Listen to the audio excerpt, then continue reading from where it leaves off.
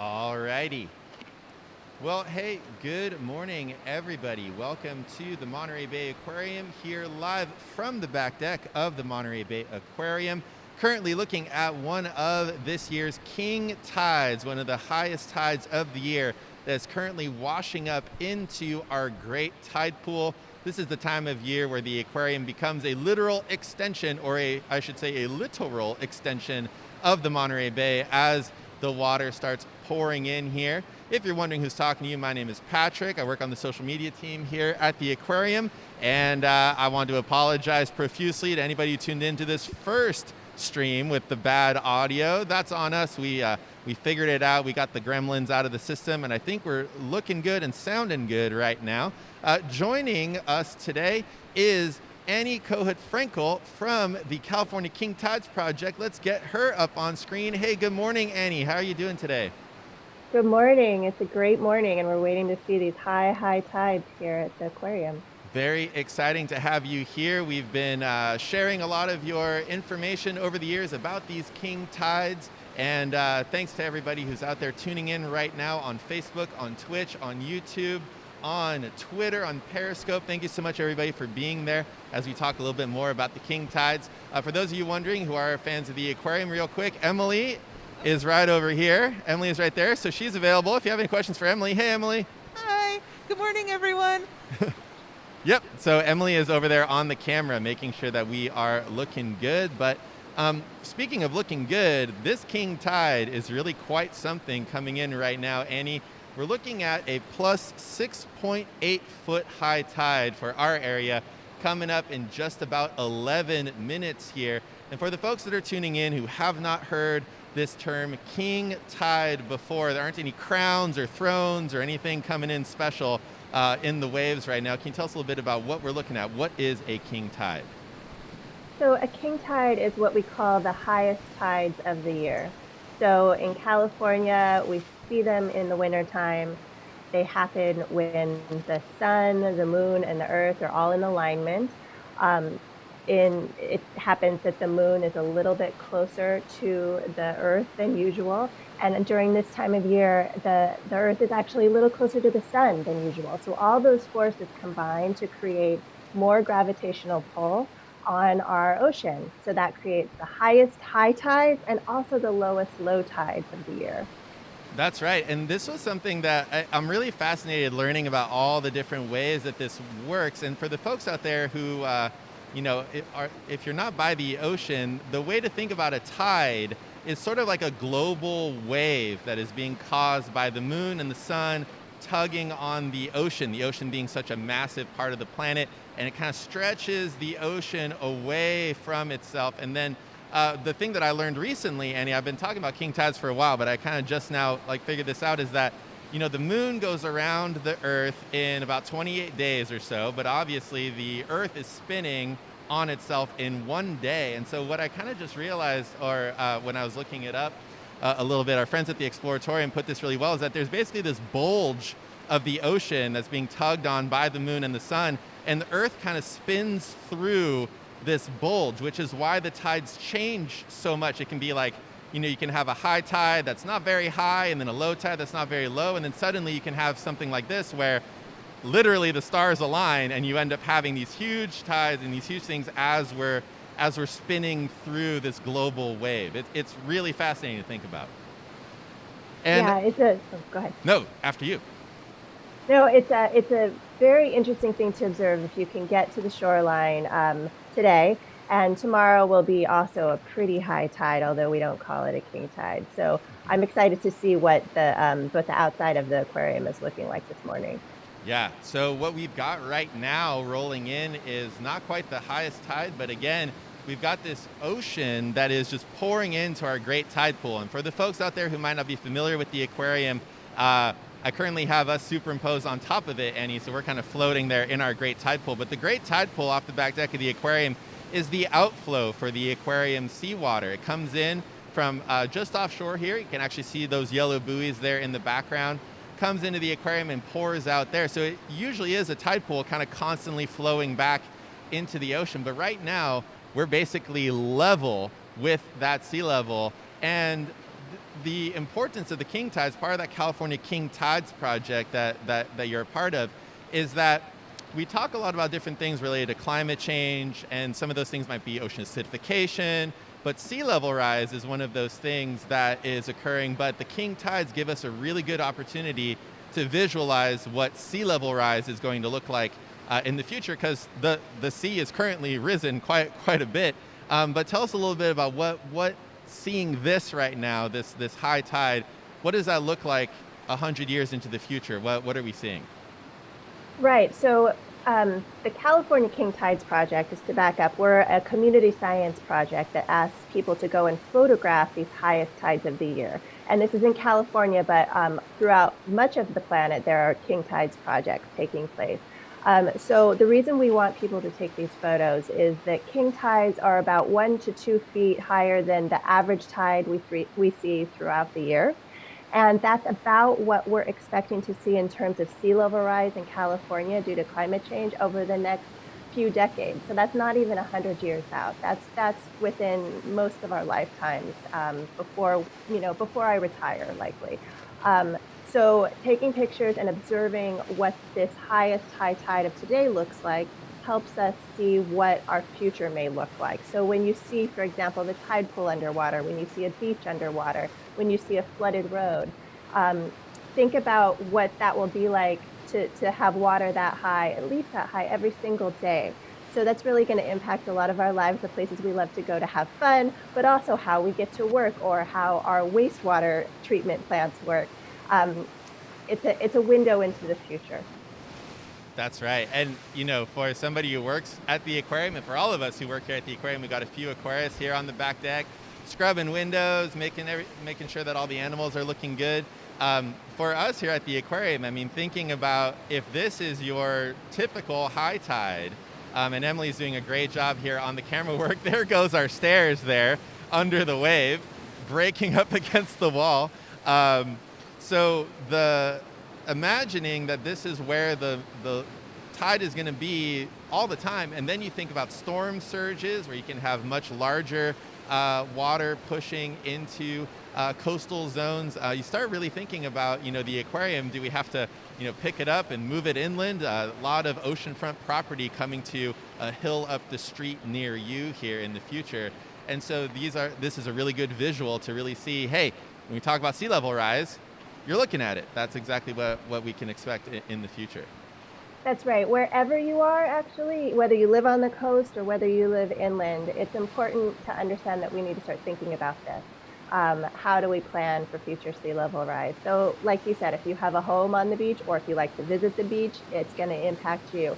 If you use an airport that is currently at water level, it's likely going to impact you. So we all need to be thinking about what the future may look like so that we can get ready and responsibly plan for that. Also, talking about what is the ultimate cause of the sea level rise. It's the burning of fossil fuels like coal, oil, and natural gas. And the ultimate amount of sea level rise that we see is going to depend on how fast we stop burning fossil fuels. So talking about that with our friends and our families and our neighbors is really an important job to do. That's right. Yeah, that thickening of the heat trapping blanket that we have around the planet there, of that atmosphere from all of these fossil fuel emissions, trapping that heat energy. One of the things that folks out there may not know is that you don't just have to add water to the ocean to have the sea level rise. People often talk about, oh, it's the melting of this or that ice that's on land that's contributing to it, but actually more insidious and probably more to the point in the short term is thermal expansion of the ocean, which some folks out there may not have heard about. But you probably know that if you heat something up, it expands in volume. And with the ocean, it's so huge and it's already captured so much of the heat energy from the atmosphere that thermal expansion that might just be, a few millimeters here and there added up over the whole ocean, just that extra heat in the water is going to increase that volume and raise up that sea level. You don't actually need more water in the ocean to experience the sea level rise that we're talking about. That's right. My understanding is that a lot of the sea level rise we experience today is because when the ocean warms up, it takes up more space. But Right. as we look forward, especially when we think about what we may see over the next 100 years, the warming planet is also melting glaciers and ice sheets, and the amount of melting that happens is going to have a huge impact on how much sea level rise we see throughout the planet. That's right. And right now, I just want to go to some questions that we have here for the folks. One of the main questions here, Annie, that we've had is, are there multiple king tides in a year? Where can I see king tides around the world? And we were mentioning that king tides are happening right now. Actually, hey, we made it. It's 9:53, Annie. That means that this right here is the highest tide. It only goes down from here, everybody. The live stream, we've peaked, and it's only going to go down from here. But so 6.8 feet above average, or above the mean tide level. But you were mentioning before we went live that the king tide is actually going to be coming a little bit later in the San Francisco Bay Area today. So folks want to go down and take a look at that highest tides coming in a little bit. And then people just want to know, all right, how many king tides are happening a year? How can I see them? Right. So yes, if you're in California and you're inland a little bit, so like in the San Francisco Bay, for instance, or in the Delta, those are all tidally influenced waterways. And in about an hour and a half or so, you'll be seeing your high tides. You can go to california.kingtides.net, which is our website, to find your high tide time. So tomorrow will be the last day of king tides in California this month. But if you're in central or northern California, you'll have another king tides January 11th and 12th. But otherwise, we're going to wait until next winter to see our next king tides come to California. So usually we have 2, sometimes 3 months around the end of the year that California is seeing king tides. And in addition to the astronomical reasons for king tides, in California, we're also more likely to see those offshore storms and wind events in the winter. So for those reasons, which are weather, not climate, sometimes we're seeing higher tides in the winter as well, or higher water level in the winter. Yeah, and the astrological component to the king tides, of course, is that it's turning all of us into a Pisces, or Right. or an Aquarius, as we happen to be here at the aquarium. Yeah. Yes, and we got some folks over on Twitch that are mentioning that based on how much water is in our great tide pool, you could store 1 or 2 humpback whales in there. Shout out to the Star Trek nerds out there. George and Gracie say hello. We were the Cetacean Institute in Star Trek 4, and this is where the humpbacks were hanging out. So hello to the folks out there over on Twitch. Yeah, so just, is there anything, okay, so we were mentioning the website where you can find out the tides and everything, the community science aspect. Maybe let's just reiterate that. What can the folks do out there to help with our understanding? Because there's probably been a few folks that have been out there during the earlier king tides that we had last month. Maybe they're out there right now taking some photos. And then, like you're mentioning, north of Point Conception, there will be another set in January. What can the folks out there who are tuning in right now, how can they contribute to the project? Right. So again, the website is california.kingtides.net. So if you have a photo from the high tide during our king tide days, or if you'd like to do that in January, you can go to that website. You can upload your photo. We put all the photos on a map. And so even if you aren't near the shore or don't have a photo, you can go to that website and view all of the photos that were taken up and down the California coast. And it's really interesting to take a look at that. The reason we map those photos and the reason we collect them is because those photos are used by planners and policymakers and researchers to validate our climate change, our sea level rise prediction, our maps, to help us understand what's flooding right now, because we need to know that, what's in danger right now, and also to help us understand what may be vulnerable in the future. And as I mentioned before, it's also it gets us talking about climate change. It's a natural phenomenon. King tides themselves don't have anything to do with climate change, but it gets people thinking about what is our future going to look like, and that is really important. That's right. Yeah, so take those photos, make sure you got the high water mark there, and then let everybody know, because yeah, the coastline is going to be changing, and it has been changing for a long time. Some of the folks out there are mentioning that the sea level has risen several thousand feet and it has from the Ice Age, back in the day.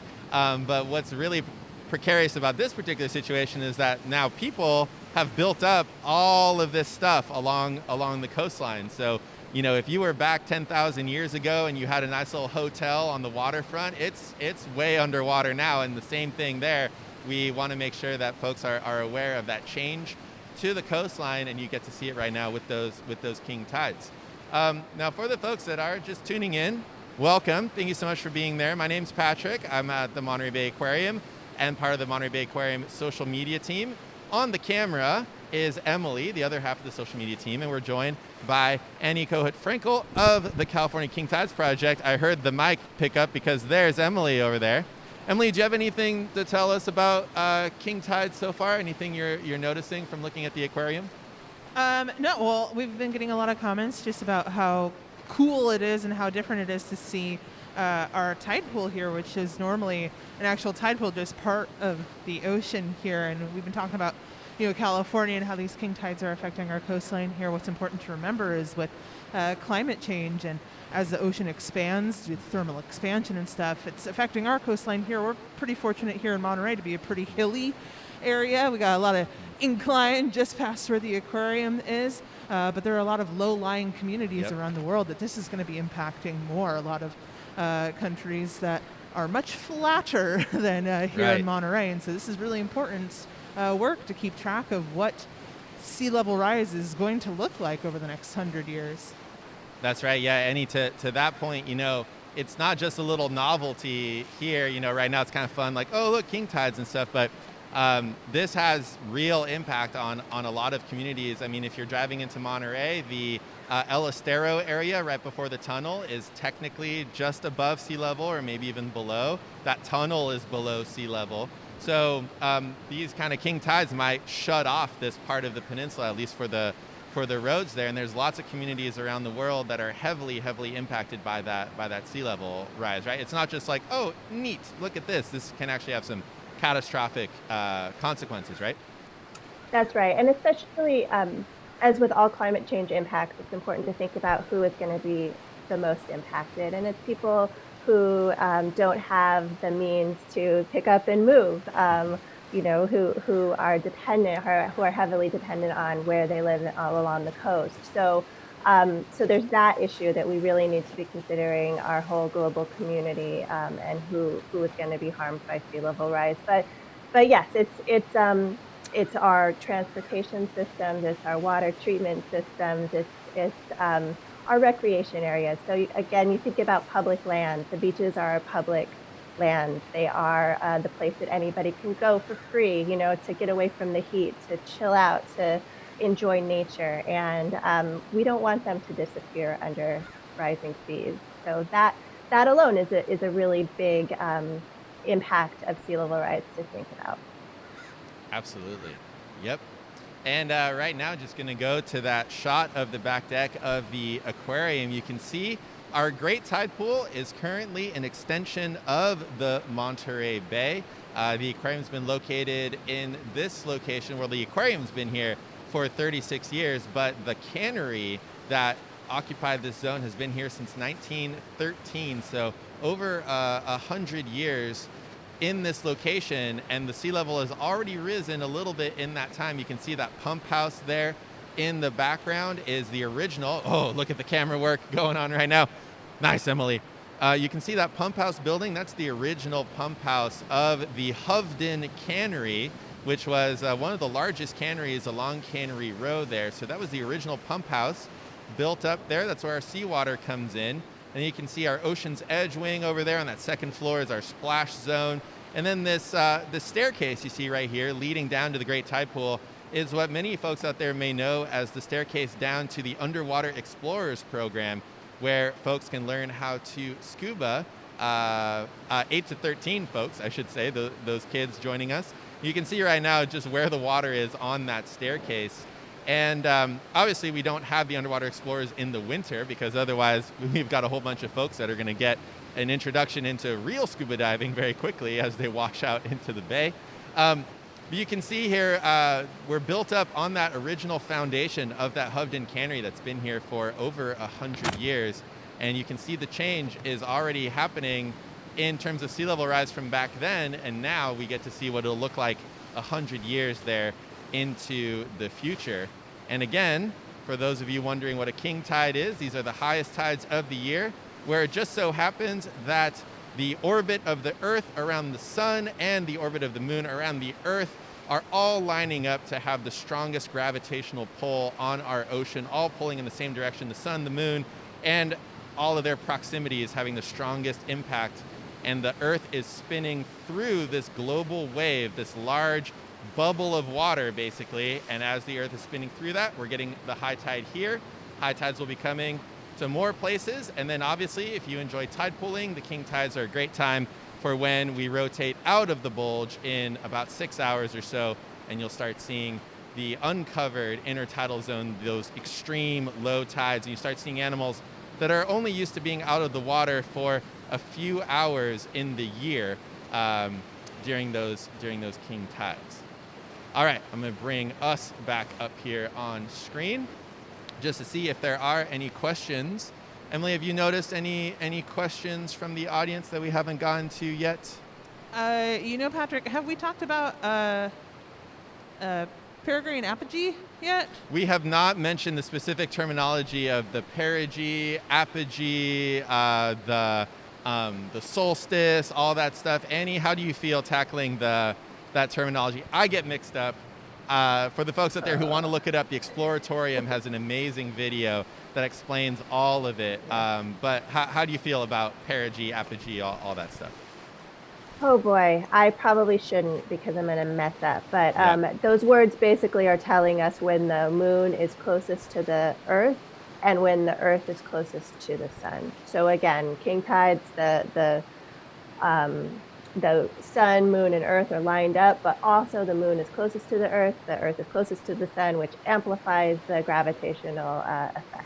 So you can look up those words in your dictionary and figure out which one. That's right. And which thing. If you're playing Scrabble and you have a lot of E's, it's really important for you to know your apogee and your perigee because there's a lot of E's involved. The other great word is syzygy, which don't ask me to spell, but that is an alignment of three celestial bodies, which is what is happening during the king tides. The sun, the moon, and the Earth are all in a line, and that's a syzygy. And if you have a lot of Z's, that's a good word to know. There you go. So for the folks in the chat trying to get some points here, the first one to spell syzygy correctly gets all the king tide internet points there.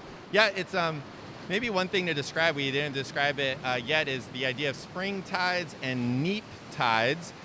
Spring tides, it sounds like it has to do with the spring time of the year, but it has to do with that bulge extended outward, the springiness of the ocean. And then you've got the neap tide, which is that in between, or that part where it's the lowest, so you're out of that bulge.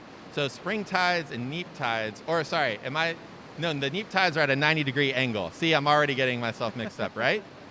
Right. Yeah. So the spring tides, we have spring tides every month, so that it's the highest, the tides of the month. But king tides are just a little bit higher than those. Right. So king tides are a big spring tide, and the neap tides are when you've got canceling out of the gravitational pull, is my understanding. I could be completely wrong, but I'm telling you potentially incorrect information, so you look it up and learn a little something on your own there. Can't do everything out here. What's that? Do you know the secret to knowing when it's a spring versus a neap tide, Patrick? I don't, Emily. Bail us out. So the term spring tide actually comes from when people were looking at the ocean and it was these high tides. It looked like the ocean was springing forth. Oh, I'll jump in here. So it looked like the ocean was springing forth, so we get the term spring tides. Then not because they are happening in the spring, but because they happen all year round, but it looks like the ocean is springing forth. So when you have these really big tides, those are the spring tides. There you go. All right. So now you know a little bit more of that terminology. And again, really fascinating to think about how the gravity of the sun, even though the sun is so much further away, it's so much more massive, it has an effect on the tides. With the moon being closer, is really the one that determines a lot of how the tide is functioning. It's the one that's pulling the most and causing the most of the tides. But those two gravitational pulls when they're aligned, are working out together. And for those of you who might not be familiar with the idea of gravity bending the fabric of space and time, you can think about the Earth as being a ball on a taut bit of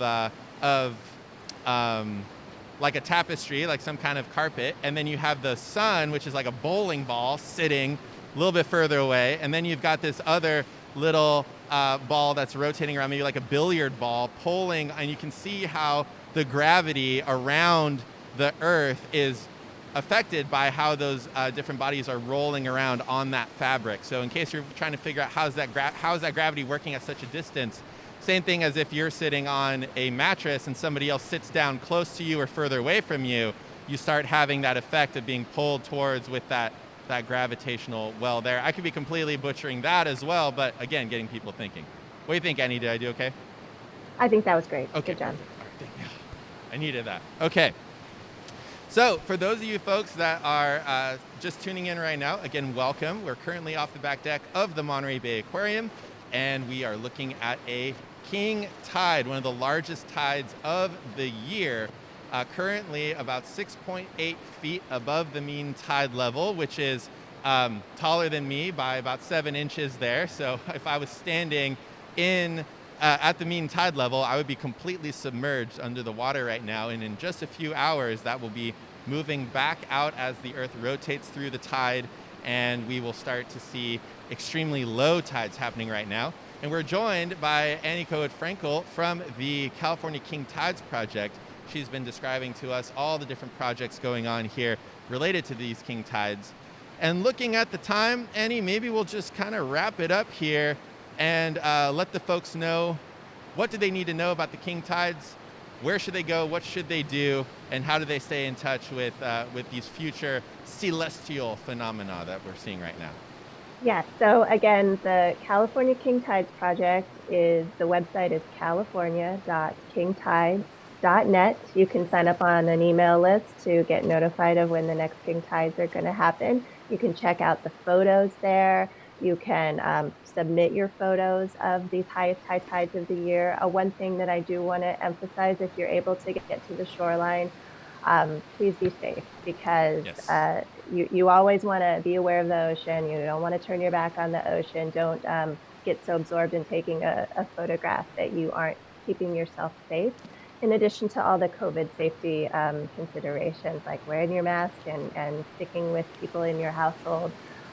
We don't want any injuries as part of the California King Tides Project, but we're really excited for you all to learn about this, and I appreciate your interest in California King Tides. Awesome. Well, hey, with that, everybody, thank you so much for tuning in. Let's just give a huge shout out in the chat, if you would, to Annie. Thank you so much for joining us today. And also thanks to Emily over here for the camera work. Great job, Emily. Thank you so much. And with that, everybody, enjoy these king tide visuals. We'll keep the camera running here for a little bit. You can watch that high tide lapping up next to the aquarium, giving you insight into the future of our coastline as the ocean continues to rise due to the thermal expansion of that water as it absorbs all of that heat trapped from climate change. Let this be a call for you to think through letting your representatives know that climate change is an important factor for you, and that we need to be thinking about this now, because you're looking at the future of the coastline right here. And at least for us here at the aquarium, it's mildly concerning to think about the tide being this high all the time. So with that, everybody, thank you, Annie. Thank you, Emily. Thanks, everybody. And we will see you again soon at the Monterey Bay Aquarium. Enjoy these king tides. Thanks, everybody.